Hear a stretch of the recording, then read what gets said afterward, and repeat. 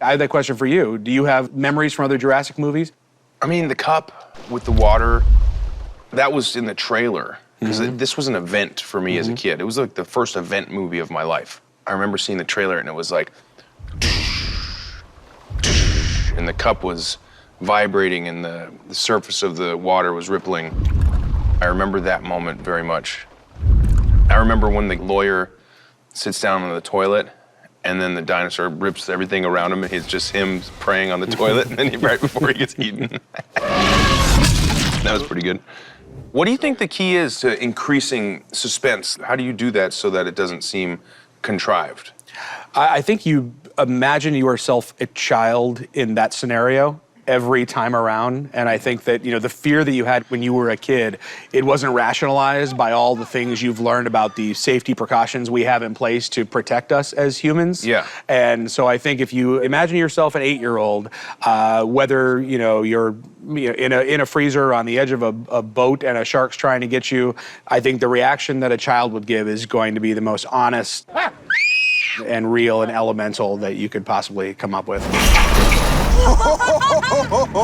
I directed the whole movie as a child. Really? Absolutely. That is interesting. You remember. Seriously, though. I really did. I felt like the entire experience to be able to enter the world through the eyes of a child as we go to the park with these kids. And all the way down to your relationship with Bryce. I feel like it's the way that kids think adults talk to each other. Yeah. What is that supposed to mean? It means I'm ready to go. Okay. Able to see their faces and the roof behind them. Correct. So that thing goes down. A weight comes through the roof, which is supposed to be a dinosaur head. I imagine there's a beat or two right, and then they ixnay of the amscray, and then this car goes flying. Ready and action. Push. Action, we'll do the push and the hand up. Once the dinosaur lands right here, he's on top of the guy, right? So it's like, boom, right in our face. These really incredible and wonderfully talented people who are the best in the business have created dinosaurs that look better than anything you have ever seen in your life. These dinosaurs have personality and life, and we created real characters with them. It's bigger than me. It's bigger than what we did. It's spectacular. The dinosaurs just look a lot more realistic than they ever had been before. What that adds up to for the audience is they're just a heck of a lot scarier.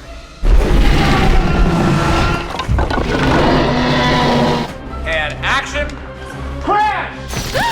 It all starts on the set. It all starts with how the dinosaur is going to fit in the scene and even how the actors are reacting to it. They have to know just where to look. They have to know what degree of fear they're supposed to be. So we do what we can to make that part of it the best it possibly can be, so we've got the best material to work with.